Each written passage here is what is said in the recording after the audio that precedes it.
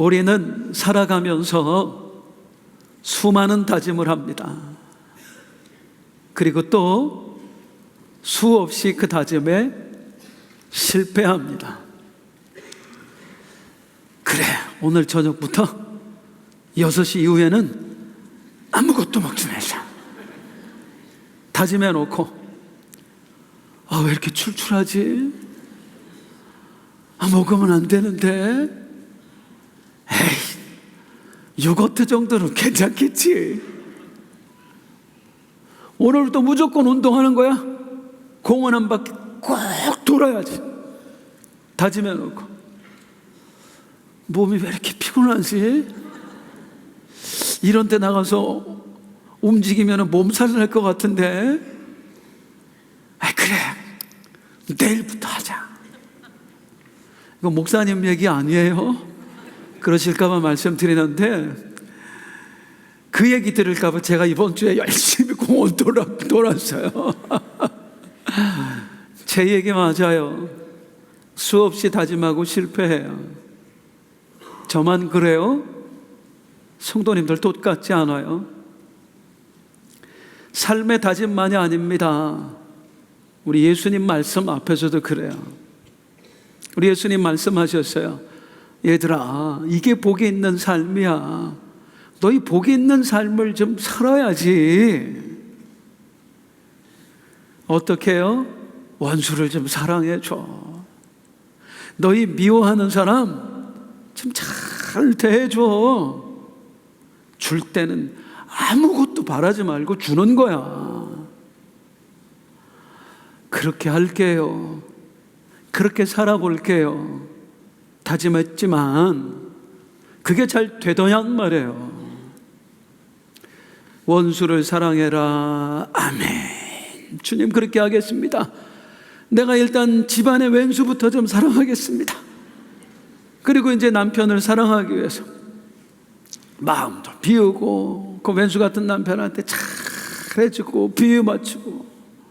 그랬더니 이 왼수가 기고만장해가지고 더 못된 짓을 하는 거야. 그럼 그렇지, 이 왼수가 야, 너 죽고 나 살자. 주님 말씀 앞에 다짐했지만 수도 없이 그 다짐 앞에서 실패해요. 이런 우리의 모습을 주님이 아실까요? 아실까요? 잘 아세요. 말씀하신 거 우리가 못 지켜낸다는 거 너무 잘 아세요. 그래서 우리 주님께서 복이 있는 삶은 이런 삶이다 알려주신 다음에 그 복이 있는 삶을 어떻게 살아야 하는지도 알려주세요. 복 있는 삶을 살아내려면 이렇게 해라. 어떻게 해야 돼요? 처음 40절 같이 읽어보겠습니다. 시작. 제자가 그 선생보다 높지 못하나 무릇 온전하게 된 자는 그 선생과 같으리. 누구의 이야기를 하세요? 선생, 스승의 이야기를 하세요. 복 있는 삶을 살아내는 법, 비결, 첫 번째는 좋은 스승을 만나라입니다. 따라하겠습니다. 좋은 스승을 만나라. 좋은 스승을 만나라.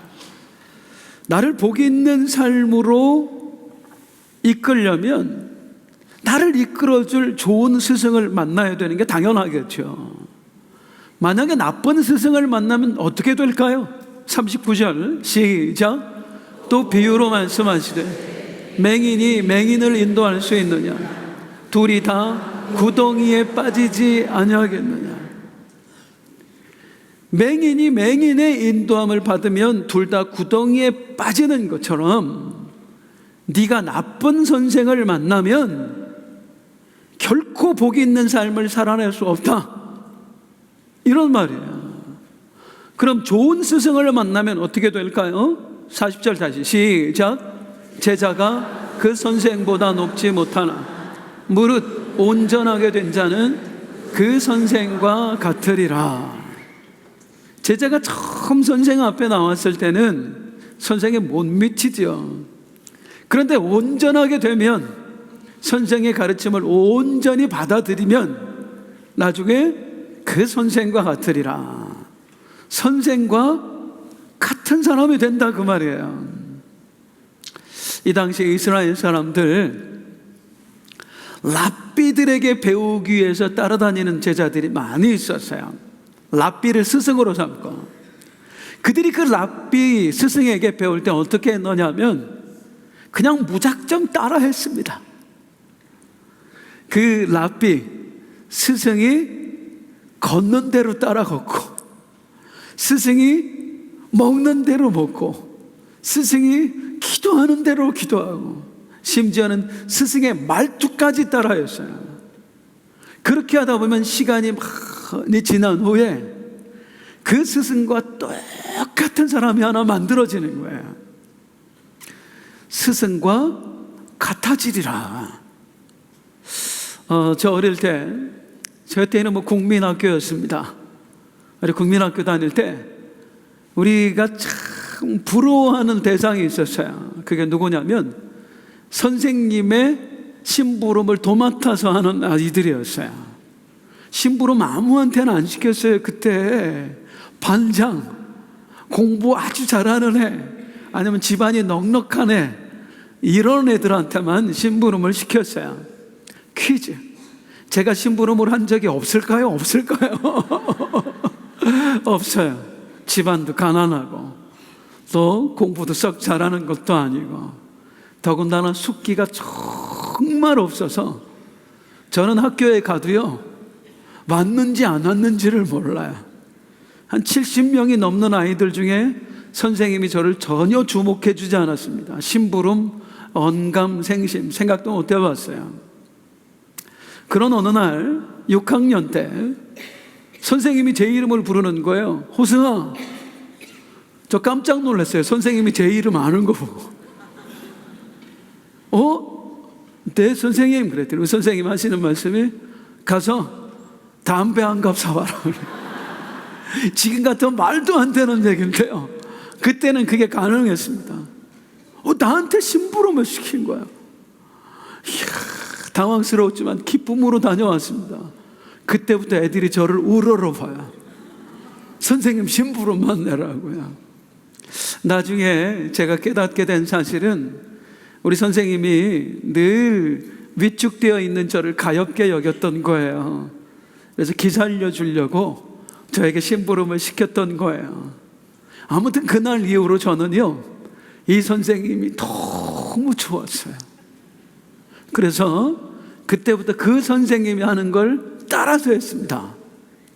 이 선생님 잘하는 게 두 가지 있었어요. 하나는 노래, 하나는 달리기. 노래를 정말 잘하셨어요. 조회 시간이면 하루도 빼놓지 않고 우리 아이들에게 노래 시켰어요. 저는요, 그 전까지만 해도 노래 시켜도 따라한 적이 없습니다. 숫기가 없어서 웅얼웅얼웅얼.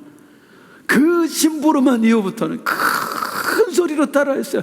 포퓰러 이파리는 작은 손바닥. 이거 아세요? 쏭알쏭알 쌀이 배은 구슬. 막 따라하다 보니까 제가 목이 튀는 거예요. 어느덧 저도 노래를 잘하는 아이가 됐어요. 선생님 또 뭐 잘하셨다고요? 달리기. 야, 봄에 운동회를 하는데 선생님 개주하셨거든요. 우와, 우사인 볼트. 몇 명을 제치고 선생님이 1등으로 꼴이 나는데 깜짝 놀랐어요. 그 다음부터 숨쉬기 운동밖에 안 하던 저는 운동장에만 나가면 뛰어다니기 시작했습니다. 그 선생님이 뛰었던 모습을 생각하면서 열심히 뛰었어요. 그 이후로 저는요, 중학교 1학년부터 고3 졸업할 때까지 늘 우리 반 개주 대표로 나갔어요. 어느덧 제가 선생님을 닮은 거예요. 아쉽지만 옛날 얘기입니다. 몸 아픈 이후로 못 뛰어요. 선생님을 따라하다 보니까 어느 날 스승과 같아지니라. 이 일이 저에게 벌어진 거예요. 우리 예수님 말씀하신 거예요. 좋은 스승을 둬라. 좋은 스승을 따라라. 자, 묻겠습니다. 예수님께서 말씀하신 이 좋은 스승이 누구예요? 예수님이에요. 예수님이에요. 이상하지 않아요? 예수님 앞에 나와서 말씀 듣는 사람들 어떤 사람들이라고요? 제자들이라고요. 이미 예수님을 스승으로 모시고 따르는 사람들이라고요. 그 예수님 앞에 배우기 위해서 지금 나와서 말씀 듣는 사람들이라고요. 그 사람들 앞에서 너희 복 있는 삶을 살고 싶으면 좋은 스승을 따라야 돼. 왜 이 말씀하셨을까요? 이미 좋은 스승을 따르고 있는데 이 사람들이 예수님을 스승이라고 말하지만 그건 말뿐이었습니다. 말로만 예수님을 스승이라고 하는 거예요. 그리고 예수님이 하시는 말씀, 원수도 사랑해라. 너를 미워하는 사람들한테 잘 대해줘라. 아이, 어떻게 그렇게 살아? 말도 안 되지 뭐. 말씀은 말씀이고. 그리고 삶의 현장으로 돌아가서는 자기 마음대로 사는 거예요. 사랑하는 성도님들, 오늘날 우리 그리스도인들의 아픔이 뭐냐면, 안타까움이 뭐냐면, 입으로는 예수님이 나의 스승입니다, 나는 그분의 제자입니다 하면서 정작 이 예수님의 가르침을 따라서 살지는 않는다는 거예요. 예수님이 스승이라고 말하면서 정작 우리는 누구의 가르침을 따르는가? 자, 예수님은 우리에게 가르쳐 주신 건 뭐예요? 원수를 사랑해라. 이 가르침 받고 우리가 삶의 현장으로 돌아가서는 누구의 가르침대로 사냐? 관계 전문가가 가르쳐 줬던데요. 인간 관계에서 손해보지 않는 법, 거기 따라 사는 거예요. 예수님, 너를 미워하는 사람들한테도 잘해줘라 하셨는데 이 가르침 따라 사는 게 아니라 그 유명 유튜버가 해줬던 말, 도움이 안 되는 인간관계 이렇게 정리해라. 그런 것 따라 사는 거예요. 실제로 나의 스승 노릇하는 게 누구냐고요? 예수님이에요? 그들이에요. 진짜 나의 스승은 세상이었어요. 세상의 가치관을 따라 우리가 살고 있었던 거예요. 그렇게 되면 어떻게 된다고요? 구덩이에 빠진다고요. 우리 예수님 말씀하십니다. 좋은 스승을 줘라. 나를 정말로 너희의 스승으로 믿고 따라라. 입으로만이 아니라 너희의 삶으로 따라라. 그게 복 있는 삶을 살아내는 비결인 줄로 믿습니다. 예수님을 진짜 스승으로 믿는 거예요. 진짜 스승으로 따르는 거예요. 아멘이신가요? 복 있는 삶을 살아내는 비결 두 번째, 41절, 42절 함께 읽겠습니다. 시작. 내 눈 속에 있는 들보는 깨닫지 못하느니 너는 내 눈 속에 있는 들보를 보지 못하면서 어찌하여 형제에게 말하기를 형제여 나로 내 눈 속에 있는 티를 빼게 하라 할 수 있느냐? 외식하는 자여 먼저 내 눈 속에서 들보를 빼라. 그 후에 내가 밝히 보고 형제의 눈 속에 있는 티를 빼리라. 따라서 하겠습니다. 먼저 내 눈 속에서 들보를 빼라.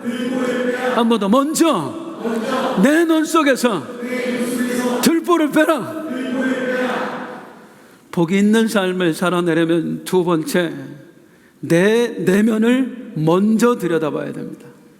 내 내면을 먼저 들여다봐야 돼요. 이게 왜 중요해요? 자, 예수님의 제자가 되었습니다. 예수님께 가르침을 받아요. 얘들아, 이게 복 있는 삶이야. 복 있는 삶을 살아야 돼. 원수도 사랑해야 돼. 이렇게 해야 돼. 자, 그 말씀 들었어요. 그 말씀 듣고 나서 한다는 행동이, 저 사람은 왜 저럴까? 아니, 이게 복 있는 삶인데 왜 저 사람은 왜 저렇게 복 없는 삶을 살까? 그 예수님의 가르침 앞에서 나를 들여다보는 게 아니라 다른 사람을 들여다보는 거예요. 제가 청년부를 지도할 때의 일입니다.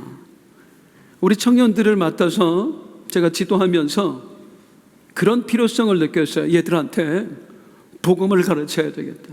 복음을 모르는 거예요. 그래서 집중적으로 제가 2년 넘게 복음만 가르쳤어요. 구원이 무엇인지, 거룩이 무엇인지, 죄가 무엇인지. 막 처음엔 지겨워하더라고. 근데 조금씩 깨어나는 친구들이 생겨났어요. 얼마나 감사한지. 그러던 어느 날 한 형제가 저를 찾아왔습니다. 목사님, 제가 요즘 말씀에 은혜 받고 있습니다. 복음이 무엇인지를 제가 알아가면서 정말 제대로 신앙생활 해보고 싶다는 생각이 들었습니다. 목사님, 저한테 책을 좀 몇 권 추천해 주십시오. 복음을 좀 더 깊이 알 수 있도록 책을 좀 추천해 주세요.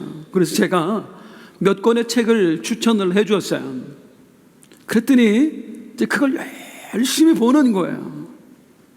이상합니다. 이 청년이 달라지는데 얼굴 빛이 환했던 청년이 점점 더 어두워지는 거예요. 눈빛에 은혜가 있었는데 어느 날 이 눈빛이 사나워지는 거야.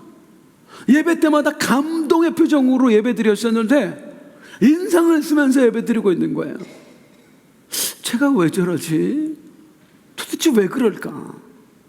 몇 달 만에 저를 다시 찾아왔어요. 한다는 얘기가, 목사님 나 좀 도와주세요. 저 너무 힘들어요. 왜? 뭐 때문에 그런데? 제가 목사님 추천해 주신 책들을 보면서 제가 거룩에 대해서 더 알게 되었어요. 죄에 대해서 더 알게 되었어요. 아, 죄의 근본이 이거구나. 이런 것까지도 하나님 앞에서 죄가 되는구나 하는 사실을 알게 되었어요. 그런데 그때부터요, 다른 사람을 보면 죄만 보여요. 너 네 심리에 이런 게 있어서 그런 거야. 너 그렇게 살면 안 되는 거야. 다른 사람의 죄만 보여요. 나 어떻게 하면 좋아요? 나 좀 도와주세요. 그러는 거야. 죄를 알게 되었는데 그 알게 된 걸 가지고 나를 들여다보는 게 아니라 다른 사람을 들여다보면서 망가지고 있는 거예요. 이게 단지 그 청년만의 이야기일까요? 아주 가끔 이런 일이 있습니다. 제가 말씀을 전하고 나면 저한테 이런 문자를 보내시는 분이 1년에 한두 번 있어요. 목사님, 오늘 말씀에 정말 도전받았습니다. 아, 그렇게 사는 거구나 깨달았습니다. 그래서 목사님, 아무개가 너무 불쌍해졌어요. 아무개가 목사님이 말씀하신 그 죄를 짓고 있거든요. 그러니까 목사님, 아무개가 회개할 수 있도록 기도 좀 해주세요. 그런 문자를 저한테 보내세요. 그럼 제가 그 문자를 받고 바로 단문을 씁니다. 권사님, 오늘 말씀은 아무개 들으라고 한 게 아니라 권사님 들으라고 하나님이 주신 거예요. 아무개가 회개해야 되는 게 아니라 권사님이 회개하셔야 되는 거예요. 썼다 지웠어요. 못 보내고요. 그런데 이런 일을 우리가 수도 없이 한단 말이에요. 주님은 분명히 나에게 주신 말씀인데, 우리 스승님이 제자인 나에게 주신 말씀인데, 그 스승이 주신 말씀을 엉뚱한 사람한테 적용하고 망가져가고 있는 거야. 그런 우리에게 우리 스승 되신 주님이 하신 말씀이 뭐예요? 네 눈에 있는, 남의 눈에 있는 티를 보지 말고 네 눈에 있는 들보를 봐라. 그 말씀을 다른 사람에게 적용하지 말고 너에게 적용해라. 남의 내면을 들여다보려고 하지 말고 너의 내면을 들여다봐라. 그런데 성도님들, 우리 주님 말씀 좀 이상하게 하신 것 같아요. 남의 눈에 있는 건 뭐? 티. 내 눈에 있는 건 뭐? 들보. 인정하시는 분 손 들어보세요. 감사합니다. 나는 인정이 안 되는데. 티하고 들보의 차이를 좀 말씀을 드려볼까요? 먼저 이 들보 원어로 뭐냐면 나무 기둥입니다. 집을 떠받치고 건물을 떠받치는 나무 기둥에 어마어마하게 큰, 여기서 말하는 티는 뭔지 아세요? 그 나무 기둥에서 떨어져 나온 먼지 조각. 남의 눈에 있는 게 티고 네 눈에 있는 게 들보야. 아니, 티하고 들보하고 지금 차이가 얼만데. 솔직히 진짜 그렇게 인정하세요? 저 사람은 티, 나는 들보, 인정하세요? 죄송합니다만은 저는 인정이 안 되었습니다. 이렇게 말씀하셨으면 저는 인정이 됐을 것 같아요. 남의 눈에 있는 티만 보지 말고 네 눈에 있는 티도 봐라, 이랬으면 저는 인정할 것 같아요. 근데 남의 눈에 있는 티를 보지 말고 네 눈에 있는 들보를 보라고. 내가 무슨 들보예요? 내가 얼마나 나쁘다고? 왜 이렇게 말씀하셨을까요? 사랑하는 성도님들, 한 가지 묻겠습니다. 우리 하나님께서 가장 싫어하시는 죄가 뭘까요? 우리 하나님이 가장 미워하는 죄가 뭘까요? 하나님 앞에서 가장 큰 죄가 교만입니다. 하나님은 교만을 정말로 싫어하세요. 왜요? 인간의 타락이 거기서 시작됐거든요. 교만에서. 나 하나님처럼 될 거야. 인간의 죄가 교만에서 시작됐어요. 그래서 교만은 패망의 선봉이요 넘어짐의 앞잡이니라. 하나님처럼 되려는 교만에서 인간의 죄가 시작되었습니다. 그래서 하나님은 이 교만을 너무 싫어하세요.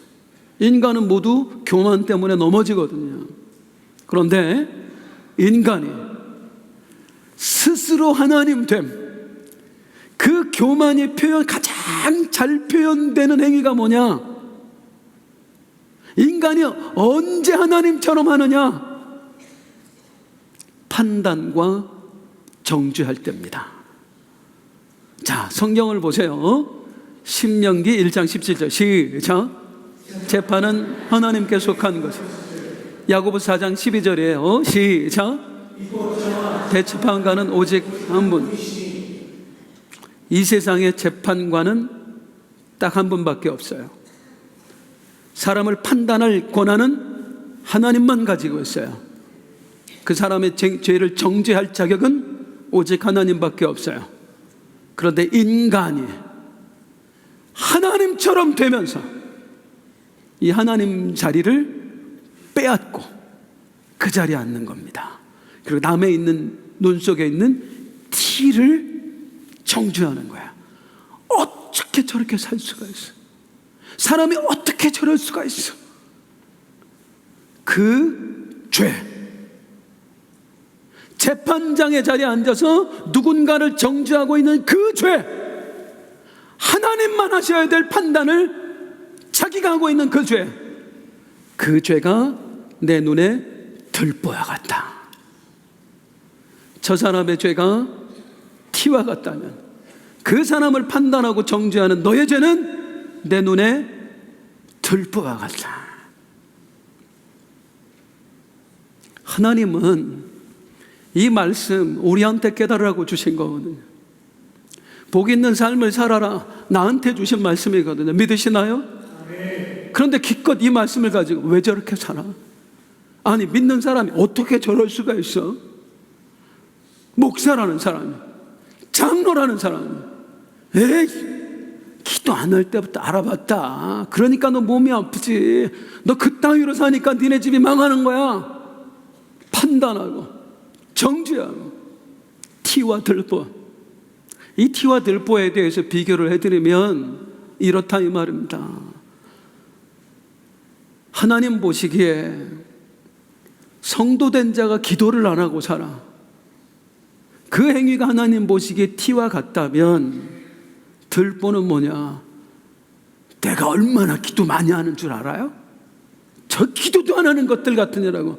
이게 들보라 그 말이에요. 성도된 자가 전도에 관심이 없어요. 이 행위가 하나님 보시기에 티와 같다면 내가 얼마나 열심히 전도하고 다는 줄 알아? 그 전도도 안 하고. 이게 들보와 같다 그 말이에요. 남을 들여다보려고 하지 말고 너를 들여다봐라. 하나님 말씀에 남을 비추지 말고 너 자신을 비춰라. 이게 복이 있는 삶을 사는 비결인 줄로 믿습니다. 그런데 성도님들, 나를 들여다본다는 게 사실 쉽지 않아요. 그래서 우리 주님, 나를 들여다보기 위해서는 어떻게 해야 되는가? 먼저 이것부터 하라고 말씀하십니다. 자, 42절 끝부분 다시 한번 시작. 외식하는 자야, 먼저 내 눈 속에서 들보를 빼라. 그 후에야 밝히고. 네가 언제 너를 들여다볼 수 있느냐면 따라하게, 외식하는 자야. 외식하는 자여, 원어 그대로 말씀드리면 가면 쓴 자여, 그런 뜻이에요. 우리 주님 말씀하세요. 너의 실체를 들여다보고 싶어? 네 내면을 들여다보고 싶어? 가면 벗어. 가면 벗어. 이 당시가 로마 시대잖아요. 헬라 로마 문화권에는요, 그 도시들마다 공연장이 있어요. 없는 곳이 없어요. 수시로 그곳에서 공연이 벌어져요. 이 로마 사람들이 제일 좋아했던 공연이 연극이었습니다. 막 로마와 한니발 장군이 싸웠던 막 그런 연극을 하는 거예요. 그때 이 연극 배우들이 오늘 같으면 화장술이 발달되고 뭐 이렇게 하겠습니다마는 그렇지 못하잖아요. 그래서 가면을 쓰고 했어요. 한니발 장군의 가면을 쓰고 한니발 장군의 역할을 하는 거예요. 그래서 배우들이 썼던 그 가면, 너 가면 벗어. 거룩한 자의 가면 쓰고 있는 거 벗어. 겸손하지도 않으면서 겸손한 자의 가면 쓰고 있는 거 벗어버려. 믿음도 없으면서 믿음 있는 자의 가면 쓰고 있는 거 벗어버려. 그래야 네가 너를 들여다볼 수 있어. 성도님들, 가면 쓰고 살면 난 못 돌아봐요. 절대 못 들여다봐요. 왜? 내가 거룩의 가면을 썼어. 주변에서 우리 목사님 정말 거룩하시다. 이야, 우리 목사님 대단하시다. 그 칭송에 내가 취해서 나를 들여다볼 수가 없는 거예요. 나 스스로가 착각하며 사는 거예요. 이야, 우리 장로님 정말 겸손하시다. 저런 장로님이 어디 있을까? 이 겸손이라는 가면을 쓰고 내가 칭송을 받으니까 나 스스로 취해버리는 거예요. 나한테 속는 거예요. 그래서 나를 들여다볼 수 없는 거예요. 우리 주님 하시는 말씀이 뭐냐면 너를 들여다봐야 돼. 그런데 가면 쓰고 있으면 절대로 못 들여다봐. 그 가면 벗어. 나는 어차피 너의 실체를 알아. 그러니까 가면 쓰고 내 앞에 나오지 말고 내 모습 이대로 주 받으옵소서. 거룩하지 못하면 거룩하지 못한 모습 그대로, 겸손하지 못하면 겸손하지 못한 그 모습 그대로, 믿음이 없으면 믿음 없는 모습 그대로, 주님 나 어쩌면 좋아요. 나 좀 도와주세요. 그때 네가 너를 들여다볼 수 있는 거야. 이 말씀하신 거예요. 사랑하는 성도님들께서는 나를 들여다볼 눈이 열려져 있습니까? 혹시 가면 쓰고 있다면 벗어버리는 은혜가 있기를 소망합니다. 주님 말씀 앞에서 다른 사람의 내면을 들여다보는 게 아니라 나의 내면을 들여다볼 수 있는 은혜가 있기를 주님의 이름으로 축복합니다. 그게 복이 있는 삶을 살아낼 수 있는 비결이에요. 이제 마지막 복이 있는 삶을 살아내는 비결 세 번째입니다. 자, 누가복음 6장 45절 같이 읽겠습니다. 시작. 선한 사람 쌓은 선에서 선을 내고 악한 자는 그 쌓은 악에서 악을 대나니 이는 마음에 가득한 것을 입으로 말함이니라. 따라할게요. 마음에 쌓은 선에서 선을 내고 마음에 쌓은 악에서 악을 내나니. 복 있는 삶을 살아내려면 뭘 해야 되냐? 내 내면을 선한 것으로 채워야 돼요. 좋은 것으로 채워야 됩니다. 왜냐하면요, 내 마음에 무엇을 쌓아놓았느냐가 내 말과 행동을 결정하기 때문입니다.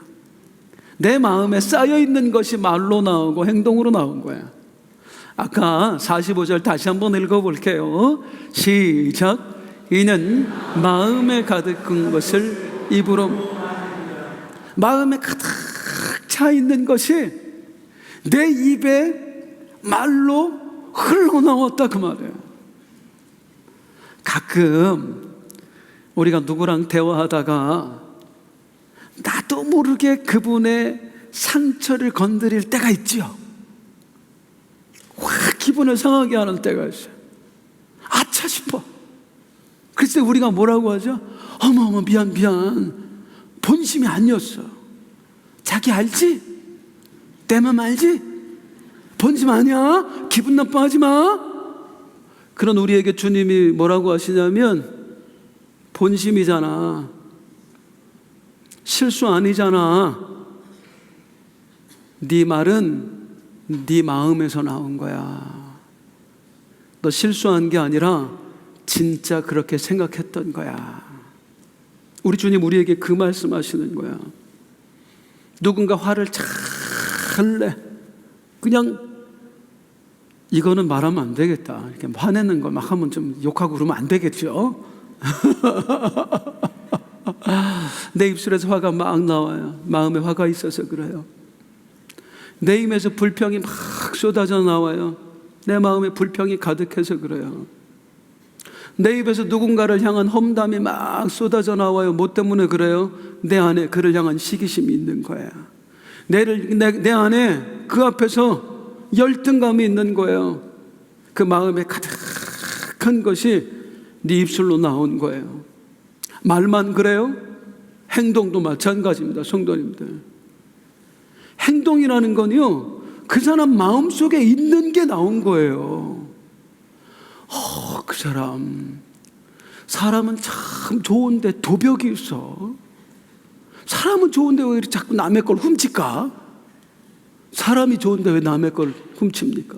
사람이 좋은데 어떻게 도벽이 있어요? 좋은 사람은 남을 귀하게 여기는데, 좋은 사람은 남의 것을 귀하게 여겨주는데요. 좋은 사람이 아니니까 도벽이 있는 거예요. 내 마음에 나쁜 것이 가득하니까 그런 행동을 하는 거야. 오늘 왜 이렇게 고요할까요? 행동과 마음은 다르지 않아요. 행동은 곧 그 마음이에요. 행동이 곧 그 사람의 됨됨이에요. 그래서 오늘 성경에 뭐라고 하냐면 43절 44절 시작. 못된 열매 맺는 좋은 나무가 없고 또 좋은 열매 맺는 못된 나무가 없는. 나무는 각각 그 열매로 아나. 가시나무에서 무화과 또는 찔레에서 포도를 따지고. 따라해 볼게요. 나무는 그 열매로 아나니. 나무는 그 열매로 아나니. 열매를 보면 이 나무가 이런 나무구나. 우리의 행동을 보면 이 사람의 됨됨이가 이렇구나 알 수 있다는 거예요. 그 마음에 있는 것이 쏟아져 나오는 거예요. 영적인 건 다를까요, 성도님들? 나는 영적인 사람인데 왜 자꾸 반복해서 죄를 지을까? 나는 정말로 믿음의 사람인데 왜 자꾸 이런 행동을 하지? 왜 자꾸 불순종하게 되지? 영적인 사람이 아니니까. 진짜 믿음의 사람이 아니니까. 행동을 보면 됨됨이를 안다고요. 영적인 건 마찬가지라고. 진짜 영적이지 않으니까 그 죄를 알고도 반복해서 짓는 거잖아요. 진짜 믿음이 있는 게 아니니까 우리 예수님 말씀에 계속 불순종하는 거잖아요. 이런 나를 들여다봐야 된다고요. 가면을 벗고 솔직하게 나를 주님 앞에 드러내면서 주님, 나 영적이지 못한 것 같아요. 주님, 나 정말 믿음의 사람이 아닌 것 같아요. 그리고 뭘 해요? 내 내면에 더러운 것 뽑아내고 거기에 좋은 것을 채워 넣는 겁니다. 뭘 채워요? 일단은 말씀 채워야 되겠죠. 말씀이 나에게 길인 줄로 믿습니다. 근데 그것만으로 안 되잖아요. 우리의 문제는 말씀은 아는데 안 사라진다는 거잖아요. 뭘 채워야 될까요? 이거 채워야 됩니다. 에스겔 36장 26절 27절 시작. 또 새 영을 너희 속에 두고 새 마음을 너희에게 주되 너희 육신에서 굳은 마음을 제거하고 부드러운 마음을 줄 것이며 또 내 영을 너희 속에 두어 너희로 내 율례를 행하게 하리. 너희가 내 규례를 지켜. 내 마음에 무엇을 채워라? 하나님의 영을 채워라. 네가 주의 율례를 따라 살고 싶다면, 하나님 말씀에 순종하는 사람이고 싶다면 네 속에 무엇을 채워라? 주의 성령을 채워라. 사랑하는 성도님들, 나는 못합니다. 주님만 하시게 할 수 있습니다. 복 있는 삶 나는 못 살아요. 주님만 살아내게 하실 수 있어요. 주님이 하시도록 하는 것, 내 안에 주의 영을 채우는 겁니다. 성령을 채우는 거예요. 지금 돌아가셨는데요, 서울 사랑의 교회의 설립자이신 고 오카논 목사님, 참 많이 존경받던 한국교회의 어른이셨어요. 이 오카논 목사님께서 은퇴하시기 직전에 어떤 일을 하셨는데 이것 때문에 한국교회가 발칵 뒤집어진 적이 있어요. 뭘 하셨느냐면 여의도 순복음교회 고 조용기 목사님을 부흥회 강사로 모신 거예요. 이것 때문에 한국교회가 난리가 났었어요. 난 난리 난 적 없는데 목사들 사이에서. 왜 난리가 났느냐면 사랑의 교회와 여의도 순복음교회는 영적인 성향이 정반대입니다. 사랑의 교회는요, 제자훈련, 지적인 은혜를 강조하는 교회고요, 여의도 순복음교회는 성령운동, 감성적인 은혜를 강조하는 교회예요. 정반대의 영적 성향을 가진 교회예요. 그런데 그런 교회에서 조용기 목사님을 모시고 부흥회를 하니까 한국교회가 너무너무 의아스러웠던 거예요. 왜 그러셨지? 오카논 목사님 살아계실 때 제가 세미나에 갔다가 오카논 목사님께 직접 들었어요. 왜 그렇게 하셨는지. 은퇴를 앞두고 넷이 나온 목회를 돌아봤대요.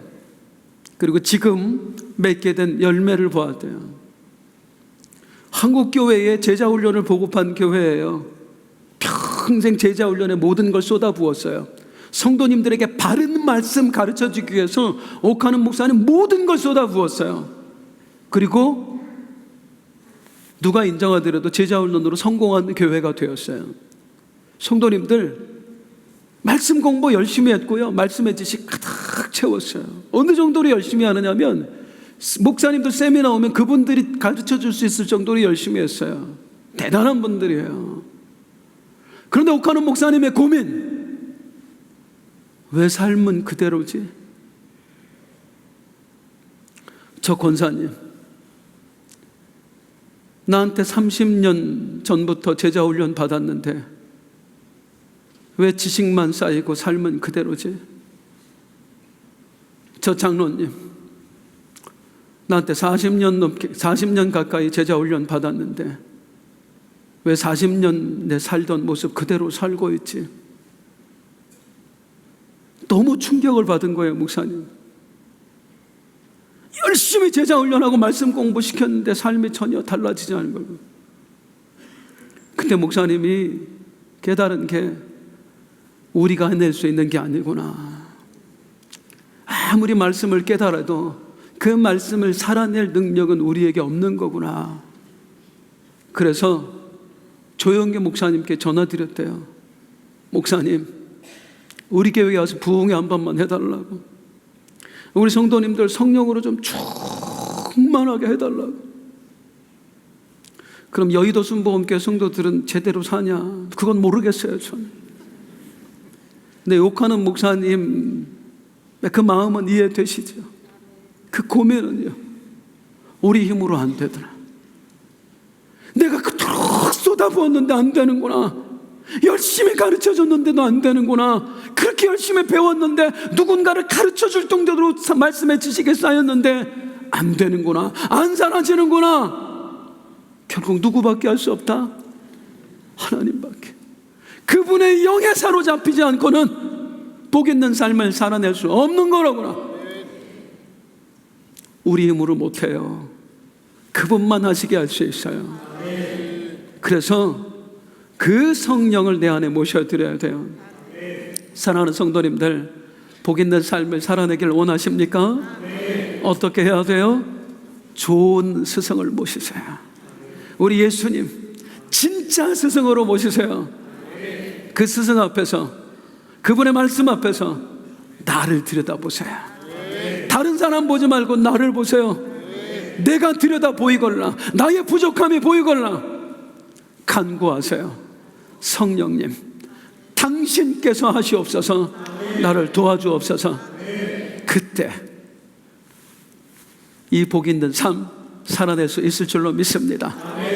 우리 일어나서 함께 찬송합니다. 성령이여 임하소서.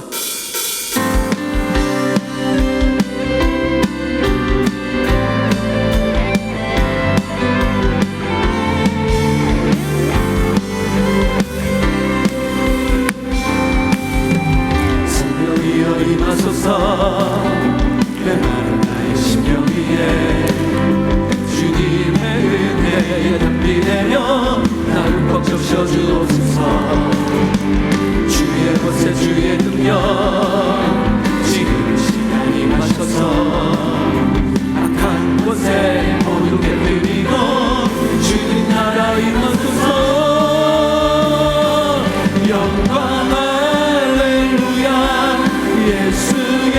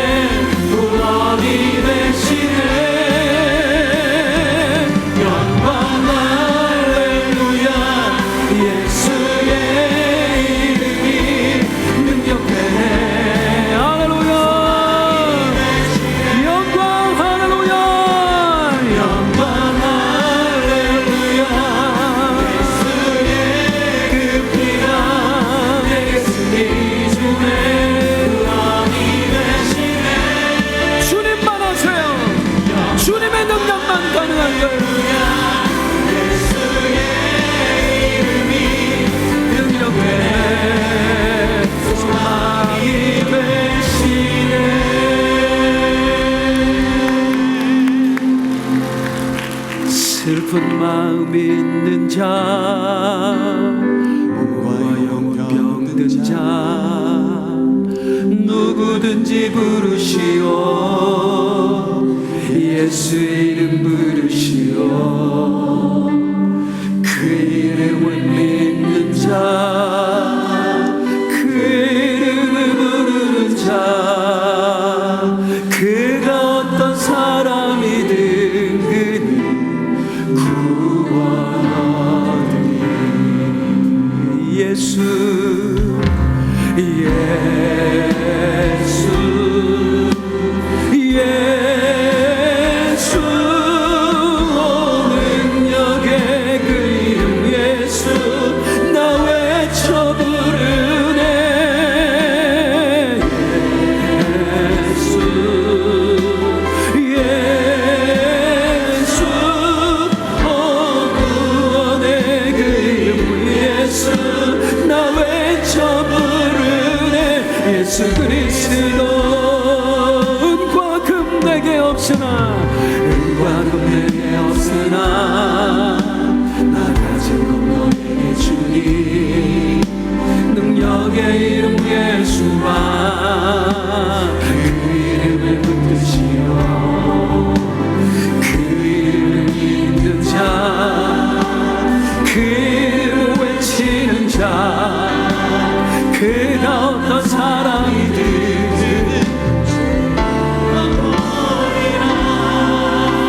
예수여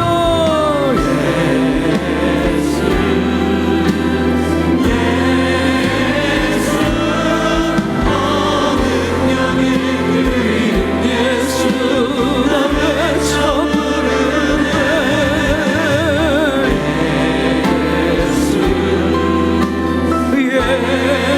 예수 구원의 예수 나 외쳐 부르네. 우리 마지막으로